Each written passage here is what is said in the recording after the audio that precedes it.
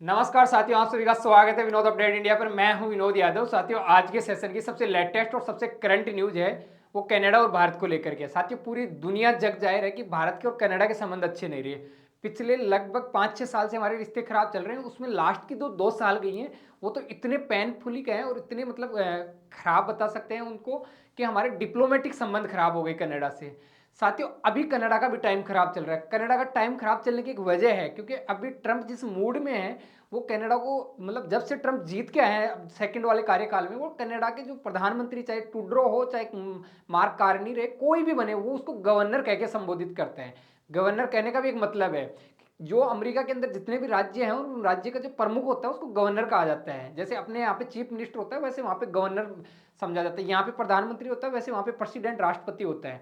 तो वैसे ही वो जो कनाडा है उसको 51वां राज्य बनाने के लिए बात करता है। और वो कई बार कहता है कि ये तो हमारा 51वां राज्य है। और वहाँ के जो प्रधानमंत्री चाहे कोई भी रहा हो, ट्रूडो रहा हो, मार्क कार्नी रहा हो, सबको वो गवर्नर नाम से संबोधित करता है। और हाल ही के अंदर जो वेनेजुएला पे जो अमेरिका ने जो एक्सीडेंट किया उसके बाद में कनाडा ने ये सबक ले लिया कि भाई साहब, अमेरिका वेनेजुएला को कब्जा चुका है, दूसरे वाले ग्रीनलैंड पे दावा कर रहा है, यूरोपियन यूनियन को लताड़ चुका है। जो उनके सगे थे, जो उनके पिछलग्गू थे, पालतू पपेट्स थे जो चारों तरफ घूमते थे, वाहवाही करते थे ट्रंप की, उनको लताड़ चुका है, उन पर टैरिफ लगा चुका है अमेरिका। तो वो अब मार्क कार्नी जो इस टाइम में कनाडा के प्रधानमंत्री, उसने सबक ले लिया। उसने समझ लिया कि भाई साहब, अमेरिका किसी का सगा नहीं है और किसी का सगा नहीं है तो हमारी सुरक्षा कौन करेगा कनाडा की। तो अपनी सुरक्षा के लिए ये दौड़ा दौड़ा चाइना जाता है। जैसे वेनेजुएला रसिया से टाई कर रखा था, एग्रीमेंट्स कर रखा था सुरक्षा की, डिफेंस की, वैसे उनको बचाने के लिए रसिया तो नहीं आया, पर कनाडा ऐसे सोच रहा था कि कम से कम हमें बचाने के लिए चाइना तो आएगा कम से कम। तो वो चाइना जाते हैं। और चाइना जाते हैं मतलब जब कनाडा के और जब अमेरिका के बीच में टसन चल रही थी, तो उस टाइम में मार्क कार्नी जो कनाडा के पीएम है वो चाइना निकल जाते हैं। चाइना जाके वो बड़े बड़े एग्रीमेंट्स करके आते हैं। इवन अपना जो इलेक्ट्रिकल सेक्टर खोल देते हैं चाइना के लिए कनाडा वाले, मार्क कार्नी। और इवन बड़ा बड़ा व्यापार करके आते हैं, बड़े इन्वेस्ट की बातें करके आते हैं। वहां से वो निकल के जाते हैं दाओस के अंदर, मार्क कार्नी कनाडा के प्रधानमंत्री। और दाओस में जाते हैं तो वहां पे वो कहते हैं नया वर्ल्ड ऑर्डर बनना चाहिए। और नया वर्ल्ड ऑर्डर ऐसा होना चाहिए कि भाई साहब, जो पुराने तथाकथित बैठे हुए हैं उनको आप साइड में कीजिए। जो नई वर्ल्ड की अभी नई पावरफुल जो कंट्रीज बनती आ रही हैं, चाहे वो इकोनॉमिक हो, चाहे डिप्लोमेटिक हो, चाहे वो डिफेंस से रिलेटेड हो, उनको जगह मिलनी चाहिए। और ये बात कहना अमेरिका को कहीं ना कहीं चुभता है। अब साथियों, जो कनाडा है उसकी वजह ये निकल के आ रही है मैन दबने की, या वो जो हर देश के साथ में इस टाइम के अंदर जो मुक्त व्यापार समझौता कर रहा है, जो एफटीए कर रहे हैं, उसकी कई वजह सामने निकल के आ रही है। वजह यह है कि जो अभी हाल फिलहाल का जो सिनेरियो है वर्तमान का, उसमें कनाडा प्रेजेंट टाइम के अंदर जो 2 ट्रिलियन की इकोनॉमी है उसका 1 ट्रिलियन का व्यापार वो अमेरिका के साथ में करता है। और अमेरिका बीच बीच के अंदर इसको मतलब धमकाता रहता है कि भाई साहब, आप मान जाइए, हमारे राज्य बन जाइए, नहीं तो आपका व्यापार बंद कर देंगे, आपको सुरक्षा नहीं मिलेगी, ऐसी धमकियां देता रहता है। तो इस टाइम में कनाडा को भी जरूरत है कि भाई साहब, हम लोग नए मतलब व्यापार के लिए नए रास्ते देखे जाए, नए देश देखे जाए, नई जगह देखी जाए जहां पे व्यापार जाके कर सके। हम अमेरिका के भरोसे नहीं बैठ सकते। कनाडियन लोग या कनाडा के प्राइम मिनिस्टर ये सोचते हैं। उसी के अंदर भारत का नंबर आता है। भाई साहब, ये भारत की तरफ देखते हैं। कनाडियन जो प्राइम मिनिस्टर हैं, कनाडा का जो मतलब वहाँ की सरकार है, उनको लगता है कि वर्ल्ड के अंदर सबसे फास्टिंग ग्रोथिंग जो इकोनॉमी है इस टाइम के अंदर भारत है। वर्ल्ड की सबसे ज़्यादा पॉपुलेशन लेके बैठा हुआ है। वर्ल्ड का सबसे ज़्यादा इस टाइम के अंदर ये है कि यहाँ पे फॉरेन इन्वेस्ट आ रहा है, कि यहाँ पे फ्यूचर है। और इवन यहाँ तक कि भारत के अंदर जो मतलब पिछले इनके जो संबंध है उनको बुलाने की बात कर रहे हैं और नए संबंध स्थापित करने की बात कर रहे हैं। इसी बीच के अंदर भारतीय जो लोग हैं, जो भारत सरकार है, ये जो भारत के जो मतलब एनएस हैं, जो हाल ही के अंदर कनाडा जाके आए हैं, उन्होंने भी साफ साफ कह दिया। उन्होंने साफ साफ ये कह दिया कि भाई साहब, आपके और हमारे बीच में पहली चीज तो आप एफटीए करने जा रहे हो, मुक्त व्यापार समझौता करने के लिए आप कोशिश कर रहे हो, तो पहला काम तो आप ये कर दीजिए कि पहले तो विश्वास जताइए, विश्वास बहाली होनी चाहिए, ट्रस्ट बिल्ड होना चाहिए। और साथियों, ट्रूडो जो पिछले इस प्रधानमंत्री मार्क कार्नी है, वो इसी पार्टी का पहले प्रधानमंत्री ट्रूडो रहा करता था, जस्टिन ट्रूडो रहा करता था। ट्रूडो को हटा दिया ट्रंप के चलते, मतलब ट्रंप के चलते ट्रूडो निपट गया। ट्रूडो निपटने के बाद में मार्क कार्नी आता है उसी पार्टी का। मार्क कार्नी को कहते हैं भाई, टूडरो के समय के अंदर ये खालिस्तानी थे, ये मतलब इन्होंने इतनी उड़दंग मचाई थी, इतना वो किया था, आप पूछो मत।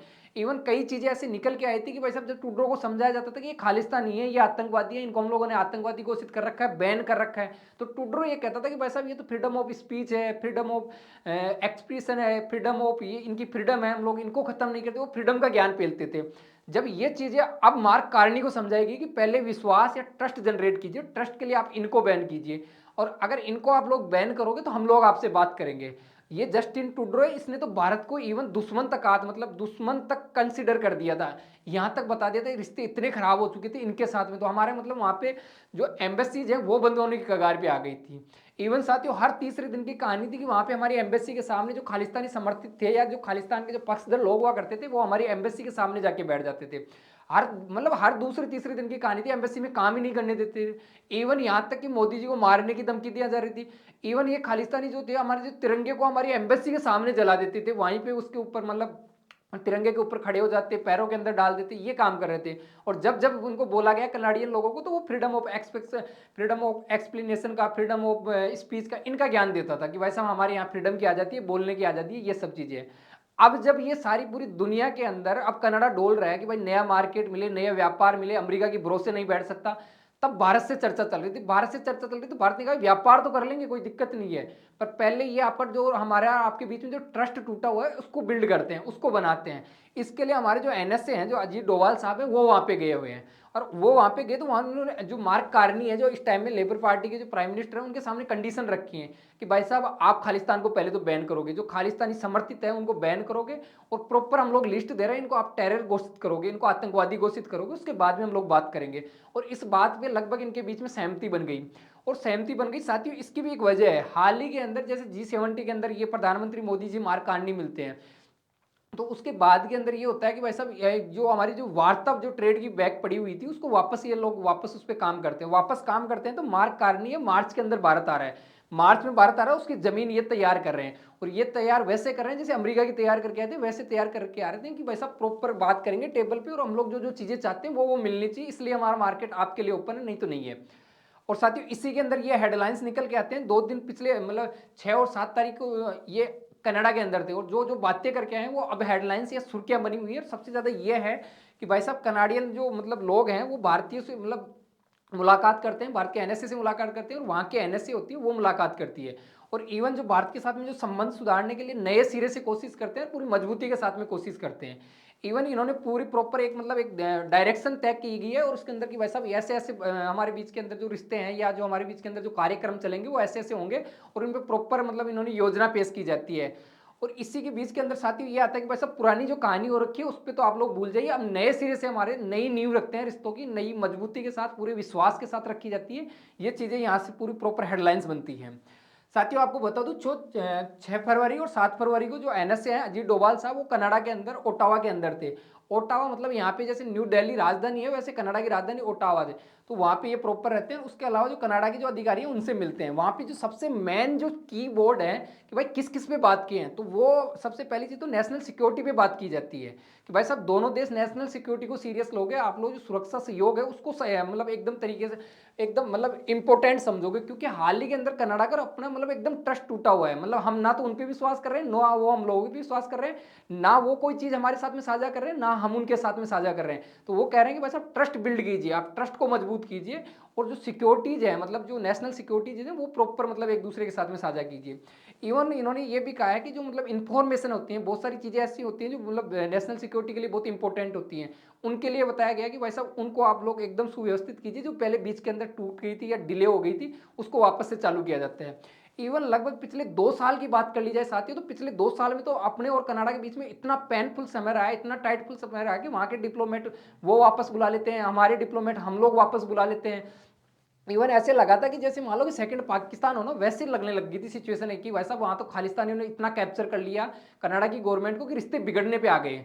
और उसी के बाद में अब 7 जनवरी को जब ये भारत की प्रधानमंत्री ये सॉरी भारत के जो एनएसए हैं वो उनसे मिलते हैं, तो वहाँ की जो एनएसए है, जो वहाँ की जो राष्ट्रीय सुरक्षा या जो खुफिया सलाहकार है, उनसे ये प्रॉपर मिलते हैं। और इसको जो नियमित द्विपक्षीय सुरक्षा वार्ता बोली जाती है कि भाई साहब ये हम लोग जो रेगुलर जो मीटिंग करते हैं, रेगुलर जो हमारी द्विपक्षीय ये बायलैटरल जो मीटिंग्स होती हैं उसके अकॉर्डिंग हम लोग मिले हैं। ये कोई स्पेशल हमारा विजन नहीं कि हम लोग स्पेशल वहाँ पे गए हैं। साथियों ये एनएसए हैं, ये इनकी जो मतलब कनाडा की जो राष्ट्रीय सुरक्षा जो मतलब वहाँ की जो खुफिया एजेंसी की डायरेक्टर है, राष्ट्रीय सुरक्षा प्रधानमंत्री की राष्ट्रीय सुरक्षा सलाहकार है, ये आपस के अंदर मिलते हैं। यहाँ पे आप लोग देख सकते हो ये अजीत डोभाल साहब बैठे हुए हैं, यहाँ पे इनके साथ में विक्रम मिस्त्री बैठा है, ये पूरा भारत का डेलीगेशन जो डोभाल साहब के साथ में गया है वो है, और ये इधर कनाडा के अधिकारी बैठे हुए हैं, और ये प्रॉपर इस पे बात हो रही है। इवन इससे आगे भी कुछ चीजें बात होती हैं, उसके अंदर सबसे पहली चीज तो यही है कि भाई साहब आपस में पार्टनरशिप के अंदर मिलकर जो कार्यक्रम बना रहे हैं, जो योजनाएं बना रहे हैं, उनके बारे में चर्चा होती है।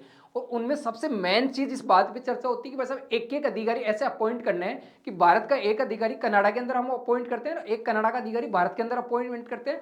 और वो मेन चीज होती है जो मिसअंडरस्टैंडिंग होती है, जो मिस इन्फॉर्मेशन होती है, बहुत सारी सूचनाएं ऐसी होती हैं जो मतलब किसी तीसरी पार्टी या थर्ड पार्टी की वजह से मतलब मिसअंडरस्टैंडिंग हो जाती है, रिश्ते खराब हो जाते हैं। तो वो नहीं हो, डायरेक्ट वो अधिकारी आपके अधिकारी से, आप वाला हमारे अधिकारी से डायरेक्ट बात कर लेगा। मतलब कनाडा का अधिकारी इंडिया में बैठेगा, इंडिया का अधिकारी कनाडा के अंदर बैठेगा, जो भी चीजें होती हैं, जो भी इश्यूज होते हैं उन पर डायरेक्ट बात की जाएगी, डायरेक्ट टॉक की जाएगी। एक तो ये अधिकारी की बात आती है। दूसरी चीज ये कहते हैं कि भाई साहब जो मतलब द्विपक्षीय मुद्दे हैं वो हम लोग आपस में मिलेंगे, किसी तीसरी थर्ड पार्टी को नहीं इन्वॉल्व करेंगे। द्विपक्षीय मुद्दों पे मतलब बात की जाती है। इवन यहाँ तक बात निकल के आएगी भाई साहब जो भी इंफॉर्मेशन होती है, जो भी सूचनाएं होती हैं वो टाइम बाउंड की जाती हैं कि आप समय रहते हुए आप हमें अवगत करा दीजिए, समय रहते हुए हम आपको अवगत करा देंगे। इसमें लेट लतीफी वाली वो मतलब शर्तें नहीं होनी चाहिए कि आप मान लो कि घटना आज की 6 महीने बाद में आप हमें आके बताओ कि भाई साहब ऐसे ऐसे हम लोगों ने सुना है। अगर आपके पास में कोई न्यूज आई है तो आप हमें बताइए, और हमारे पास में कोई न्यूज आती है तो हम लोग आपको बताएंगे। इवन जो मतलब कनाडा ड्रग तस्करी के लिए जाना जाता है, वेनेजुला ड्रग तस्करी के लिए जाना जाता था, ये उधर उधर के देश हैं। तो उनके अंदर जैसे कनाडा के ऊपर कई बार आरोप लगाता है कि भाई साहब, जैसे ट्रंप लगाता है कि भाई साहब आप यहाँ पे हमारे यहाँ पे ड्रग्स तस्करी कर रहे हो, ड्रग्स का मतलब प्रॉपर कारोबार चला रहे हो। वैसे ही हम लोगों ने भी इनको कहा है कि भाई साहब जो इंटरनेशनल सरगना है उसकी नकेल कसी जानी चाहिए। उसमें स्पेशल एक मतलब हम लोगों ने फेंटानिल के लिए बात कर रहे हैं कि भाई साहब ये फेंटानिल पे मतलब जो ये ड्रग्स है इसकी मतलब रोक लगाई जाए। इवन साथियों बात आती है मतलब कुछ चीजें ऐसी हैं जैसे साइबर सुरक्षा है, धोखाधड़ी है, जो हम लोग यहाँ पे वहाँ के नागरिक यहाँ आते हैं, यहाँ के नागरिक वहाँ जाते हैं, उस एजेंडे पे भी बात की जाती है। उस एजेंडे के अंदर साइबर जो सिक्योरिटी है, जो साइबर सुरक्षा नीति है उस पर बात की जाती है। उस पर भी कनाडा इसलिए आ रहा है क्योंकि हाल ही के अंदर कनाडा और अमेरिका की बिगड़ चुकी है। अब पहले तो क्या था कि जितनी भी ये सुविधाएं उनको वो टैक्स साइंस टैक की सुविधाएं मिलती थी वो अमेरिका से मिल जाती थी। अब भी उनके बीच में खींचतान चल रही है, अभी खींचतान चल रही है। तो उनको भी ये मालूम है कि अमेरिका के अंदर जितने भी जो साइंस टेक के फील्ड के अंदर हो, जो टेक्नोलॉजी के फील्ड में हो, इंफॉर्मेशन के फील्ड के अंदर हो, वो मतलब जितने भी वहाँ पे व्यक्ति हैं, वो जितने भी क्रीम क्रीम लोग हैं, क्रीम क्रीम माइंड है, वो भारत का माइंड बैठा हुआ है। मतलब भारत के ब्रेन वहाँ पे वो परचेज करते हैं और वहाँ पे भारत के जो टॉप मोस्ट जो IITian है वो काम करते हैं। तो इनको मालूम है कि अगर अपने को भी चाहिए तो भारत से जो टॉप IITian है वो चाहिए, और वो चाहिए तो प्रॉपर इन्होंने मतलब जो साइबर से रिलेटेड जो मतलब जो हैक्स की जाती है, जैसे मान लो कि आपको बहुत सारी चीज़ों को हैक कर लिया जाता है किसी दूसरे देश के द्वारा, तो उसके लिए भारत की जो टॉप IITian लड़के हैं उनके लिए हायर करने के लिए प्रॉपर बात की जाती है। देश की साइबर सिक्योरिटीज़ के बारे में बात की जाती है, भाई देश की नेशनल सिक्योरिटी होती है वैसे साइबर सिक्योरिटीज़ होती है, उनके बारे में प्रॉपर चर्चा की जाती है, उसमें सहयोग करने के लिए बात की जाती है। और इवन साथियों ये बात दूसरी यहाँ से निकल के आती है कि कई बार ऐसे कानून होते हैं, जैसे मान लो कि हमारे इनके बीच के अंदर पैनफुल माहौल चल रहा है, पैनिक माहौल चल रहा है, तो उस टाइम के अंदर हम लोग जैसे मान लो किसी चीज़ को टारगेट करेंगे, तो जैसे कनाडियन लोग यहाँ पे आए हुए हैं, ऐसे करते नहीं है पर अनुमान निशाने पे आते हैं, तो यही आते हैं कि भाई साहब हम लोग किसी भी जैसे मान लो कनाडा के अंदर भारतीय लोग गए हुए हैं, तो उनको कनाडियन सरकार वहाँ पे किसी को भी ड्रग्स का किसी का भी नाम लेकर उठा करके कहीं पे भी डाल देगी उसको। तो ऐसी बहुत सारी चीज़ें आती हैं, कानूनों की अड़चन आती है, बहुत सारी कानूनों में दिक्कत आती है, फाइल इधर की उधर घूमती रहती है। तो वो कह रहे हैं कि भाई साहब इनको भी आसान किया जाए इनके। और तीसरी चीज़ इन्फॉर्मेशन के लिए बात होती है कि भाई साहब इन्फॉर्मेशन कभी भी किसी भी चीज़ से रिलेटेड हो तो डायरेक्ट साझा की जानी चाहिए। साथियों ये प्रॉपर मतलब यहाँ से ये मैसेज देख के आते हैं अजीत डोभाल साहब की भाई साहब आप ट्रेड डील कर रहे हो हमारे साथ में, उससे पहले विश्वास बहाली होनी चाहिए, उससे पहले ट्रस्ट बिल्ड होना चाहिए, उससे पहले हम लोगों को विश्वास होना चाहिए कि हाँ वाकई के अंदर हम लोग जैसे चाहते हैं वैसे कनाडा कर रहा है, कनाडा जैसे कहेगा और लगभग कोशिश करेगा भारत भी उनको कोऑपरेट करेगा। और हम लोगों की कुछ कंडीशन थी कि भाई साहब जैसे आप लोगों के यहाँ पे इसके अंदर डायरेक्ट तो नहीं बोला है पर सिक्योरिटी के माध्यम से इनसे बोला है, और इसके अंदर प्रॉपर हम लोगों ने जो खालिस्तानी है उनको बैन करवाने के लिए बोला है कि भाई साहब आपके यहाँ पे प्रॉपर खालिस्तानी है उनको बैन किया जाए।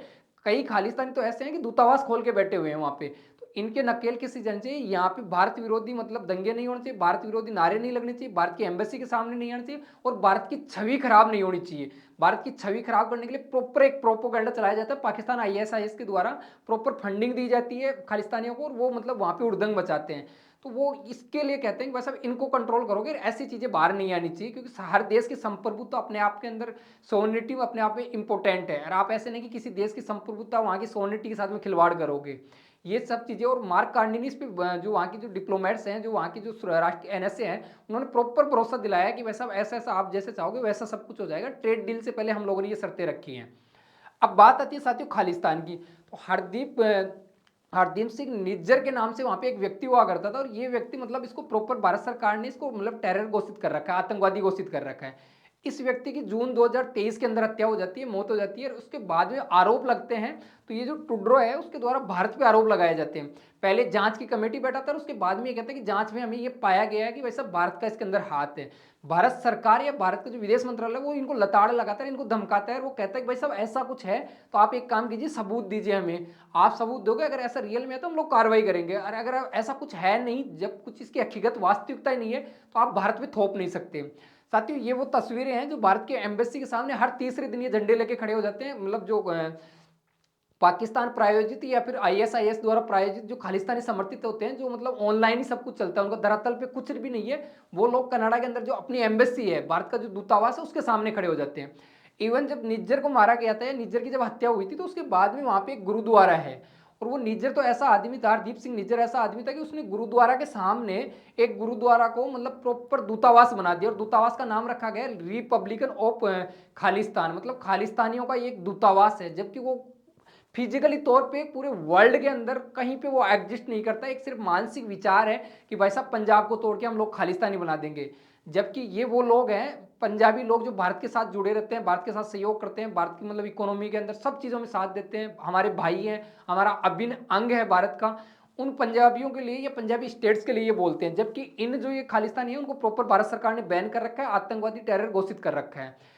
साथियों, ये वो न्यूज है जिसके अंदर जून 2023 के अंदर हरदीप सिंह जो निज्जर है उसको मारा, उसकी हत्या होती है, और वो भारत का मतलब ये क्लेश स्टार्ट होता है, तो ये लंबा खिंचता जाता है। अगर इसको थोड़ा सा डिटेल में यहाँ से इसको भी और डिटेल में जाके देखें, तो ये कहानी यहीं से नहीं, बहुत पहले से स्टार्ट है। जब ट्रूडो प्रधानमंत्री हुआ करता था, तो सबसे पहले फरवरी 2018 के अंदर ये भारत आता है। भारत आता है तो ये रात्रि भोज रखता है, मतलब भारत के अंदर ये रात्रि भोज खुद की तरफ से यहाँ पे बुला के लोगों को इनविटेशन देकर के यहाँ पे बुलाया जाता है, और उनको मतलब रात्रि भोज रखा जाता है। उसके अंदर ये एक व्यक्ति को बुलाते हैं। उस एक व्यक्ति के अंदर 1986 के अंदर किसी मिनिस्टर की हत्या का आरोपी है वो प्रॉपर, उस आदमी को यहाँ पे बुलाया जाता है। भारत सरकार उस टाइम में भी प्रतिक्रिया देती है, विरोध करती है प्रॉपर। उसके बाद में दिसंबर 2020 के अंदर भारत के अंदर किसान प्रोटेस्ट होते हैं, मतलब किसानों के आंदोलन होते हैं।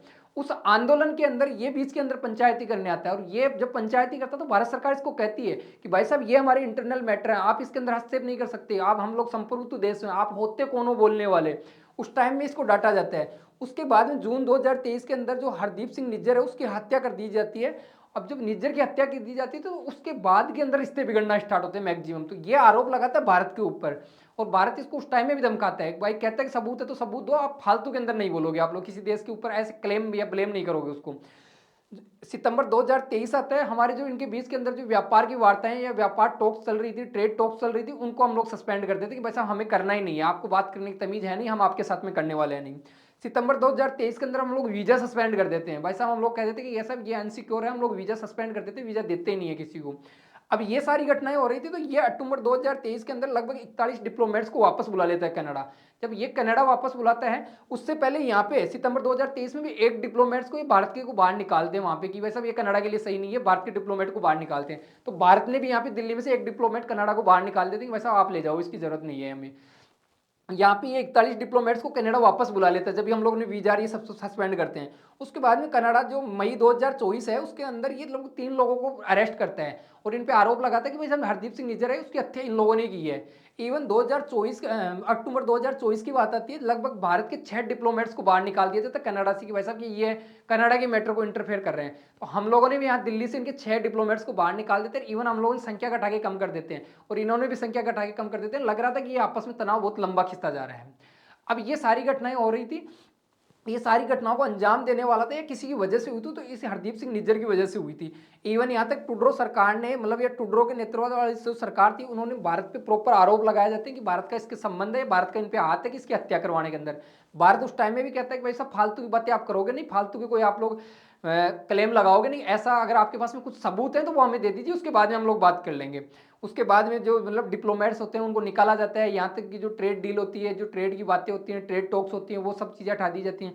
अब जब ये मतलब जो मार्क कार्नी है उसकी सिचुएशन बिगड़ती है पूरी दुनिया से, जब इसको आइसोलेट किया जा रहा है, अमेरिका इस पर प्रेशर लगा रहा है, इसको 51वां राज्य बनाने की बात कर रहा है, इस पर टैरिफ लगा रखा है, सब चीज़ों से जब गिर रहा है, तो इसको लगा कि नए व्यापार के मार्ग देखने चाहिए, नए व्यापार के लिए देश खोजने चाहिए, उसमें ये भारत को चुनता है। भारत को चुनने की वजह मैंने आपको जैसे बताया कि वैसा वर्ल्ड की सबसे लार्जेस्ट इकोनॉमी है, वर्ल्ड की सबसे इस टाइम के अंदर ग्रोथिंग सबसे ज़्यादा इकोनॉमी है, इवन वर्ल्ड की सबसे ज़्यादा पॉपुलेशन लेके बैठे हैं इस टाइम के अंदर। भारत के अंदर बड़ी बड़ी कंपनियां आ रही हैं अपना फॉरेन, इवन यूएस 50 मतलब 50 बिलियन का तो यूएस की एक कंपनी लेके आ रही है हमारी इन्वेस्ट यहाँ पे अभी लेटेस्ट के अंदर। तब इनको लगा कि यार हमारे लिए कोई अगर इस टाइम में अंदर फ्री ट्रेड डील जैसे हम अलग अलग देशों के साथ में करें, तो कनाडा को लगा कि हमारा हमें अब सही समय आ चुका है, हम लोग इंडिया के साथ में फ्री ट्रेड डील कर सकते हैं। तो फ्री ट्रेड डील से पहले ये हमारे यहाँ पे जाते हैं प्रॉपर, जो खालिस्तानी जो इन लोगों ने पूरा माहौल बना रखा था उसके लिए प्रॉपर बात करके आते हैं कि भाई साहब इनको बैन कर दीजिए आप, मतलब अगर आप खालिस्तान का समर्थन करोगे तो हम लोग आपसे बात भी नहीं करेंगे, अगर आप लोग उनको बैन करते हो तो हम लोग प्रॉपर आपसे ट्रेड डील करने के लिए तैयार हो जाते हैं। इवन साथियों मतलब पिछले साल ये हुआ था कि थोड़ा सा पैनिक कम हुआ था, हम लोगों की जो सिचुएशन नॉर्मल हुई थी, हम लोगों ने प्रॉपर जैसे वहां से आधे डिप्लोमेट्स हटा दिए गए थे मतलब भारत के, और भारत ने यहाँ से कनाडा के आधे डिप्लोमेट्स हटा दिए गए थे। तो पिछले साल लगभग ये डिप्लोमेट्स की वापस बहाली की जाती है, और वहीं से जब G7 के अंदर प्रधानमंत्री मोदी मार्क कार्नी से मिलते हैं उसके बाद में संबंध नॉर्मल होते हुए दिख रहे थे। अब मार्क कार्नी मार्च के अंदर भारत आ रहे हैं, मतलब अगले महीने के अंदर भारत आ रहे हैं, फ्री ट्रेड डील के लिए बात चल रही है। उसके अंदर सबसे ज्यादा इस टाइम के अंदर जो एनर्जी है उस पर बात हो रही है, जो क्रिटिकल मिनरल्स हैं जो मतलब रेयर अर्थ मिनरल्स हैं उसके लिए प्रॉपर बात की जा रही है, क्योंकि रेयर अर्थ मिनरल्स के अंदर यूरेनियम के अंदर किसी की पकड़ है वर्ल्ड के अंदर सेकंड नंबर पे, वर्ल्ड के अंदर सबसे लार्जेस्ट सेकंड नंबर पे प्रोड्यूस करता है या जो उत्पादन करता है वो मतलब कनाडा करता है। तो इसलिए एक तो ये इनका जो क्रिटिकल मिनरल्स वाला डिपार्टमेंट है उसके लिए, और परमाणु सहयोग की बात कर रही है, साइंस टेक की बात कर रही है, प्रौद्योगिकी नए नवाचारों की बात हो रही है, एजुकेशन की बात हो रही है, संस्कृति आपस में कल्चर की बात हो रही है, ये नए टाइप्स की बात होती है, फ्री ट्रेड डील के बारे में बात होती है। ये सारी चीज़ें अभी मतलब मार्च के अंदर होने वाली हैं, उससे पहले हम लोग भी हमारा जो काम करना है वो कर रहे हैं। अब साथियों बात ये आती है कि वर्ल्ड के अब इस टाइम के अंदर क्या है कि वहां पे एनर्जी सबसे ज्यादा बेचता है इस टाइम में, अपनी जो मतलब तेल का उत्पादन करता है कनाडा, उसके अंदर वो अमेरिका को बेचता है। वो लग रहा है कि भाई साहब अभी अल्टरनेट और ऑप्शन देखना चाहिए, तो वो भारत के साथ में जो तेल डील है उन पे बात करेगा, जैसे एलएनजी है उस पर बात करेगा, तेल पे बात करेगा, यूरेनियम पे बात करेगा, पोटास के अंदर ये वर्ल्ड के अंदर सबसे टॉप पे आता है कनाडा, पोटास के लिए बात करेगा। और भारत भी वहाँ पे ये देखेगा कि भाई साहब हमें जैसे अमेरिका वहाँ पे टैरिफ लगा रहा है वैसे हमारे लिए वहाँ का मार्केट खुलेगा, वहाँ पे हम लोग जैसे इलेक्ट्रिकल सेक्टर है, सोलर पैनल है, इवन बहुत सारी चीज़ें ऐसे, हमारा टेक्सटाइल सेक्टर है, इवन हमारा जो जेम्स एंड ज्वेलरी का जो डायमंड्स का जो सेक्टर है वो सेक्टर मिलेगा, लेदर का सेक्टर मिलेगा, डेयरी सेक्टर मिलेगा, और इवन जो एग्रीकल्चर सेक्टर है वो मिलेगा। हम वो बहुत सारे हम लोग भी वहाँ पे अपॉर्चुनिटीज़ देख रहे हैं वहाँ पे कनाडा के अंदर। अब साथियों बात ये निकल के आती है कि वैसे जो ट्रेड डील होगी उससे पहले भारत अपनी लगभग हर चीज़ें मनवाने में मतलब कामयाब होगा, क्योंकि इस टाइम में कनाडा को भारत की जरूरत है, हम वो सब चीज़ें कर लेंगे जो भारत विरोधी गतिविधियां हैं उन पर लगाम लगा सकते हैं। साथियों आपको हमारा ये सेशन वाकई में अच्छा लगा तो 2 सेकंड का समय लगेगा, नीचे सब्सक्राइबर का बटन है, प्लीज आप इसको सब्सक्राइब करके जाया करो। और इस टॉपिक के प्रति आपका कोई भी ओपिनियन हो, आपका कोई भी विचार हो, तो कमेंट बॉक्स के अंदर कमेंट कर सकते हो। इतने पैसेंस और धैर्य के साथ आप लोगों ने मुझे सुना उसके लिए थैंक यू, धन्यवाद।